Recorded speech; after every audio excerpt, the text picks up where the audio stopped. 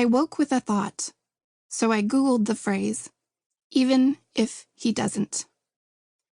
I knew it was scripture, and I was right.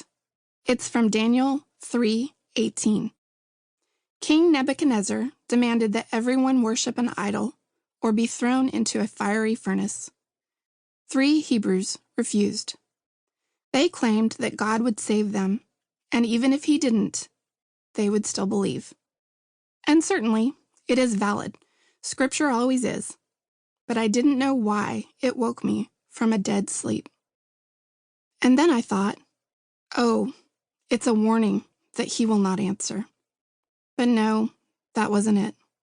It was doubt.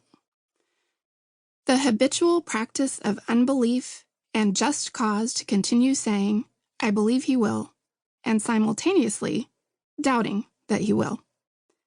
The faithless execution of worst-case scenarios and plan Bs if he doesn't come through, and I still must figure a way out of the predicament I'm in. This is the uphill climb of limited faith, mindless worry, and want, and the exhausting battle of trying to understand him and failing. Oh, me of little faith. And still, I'd say I loved him, and still, I would announce his goodness. But that's a practice in my faithfulness, not his. I will not deny him. What if instead of doubt, strife, and barely getting by until next Sunday service, every day was laced with anticipation? He does save. He did. He will. I trust. What if the mustard seed size faith, Matthew 17:20, was the minimum standard, but I expected more of him and trusted less in what I see and know? What if help my unbelief was simply a breath on occasion instead of an endless, exhausting battle cry that defined this walk? What if belief was so deeply steeped within me, water walking, fire dancing, and mountain moving were common, and weariness, lack, and desperation were questionable, even confusing? What if the Sunday service to increase and encourage wasn't needed, and instead every sermon or lecture was testimony to the miraculous here and now?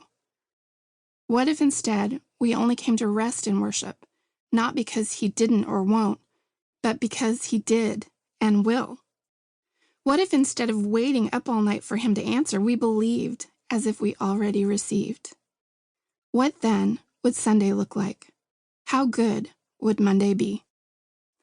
What if every day embodied the beautiful feelings of Sunday worship and wise company? The warm, life-giving emotion of God is everyone and everything. What if I welcomed every day like Sunday? Welcome Tuesday. How can this day be better? How can tomorrow be the same excellent tribute in song and collection as Sunday? If I needn't make excuses or try to make him fit within the confines of what I can touch, feel, and see? What if fishing for men wasn't about testifying to how greatly I kind of believe and how sometimes he shows up, but became a resounding gong of praise because he did, he can, he will, he is? I wonder, what if?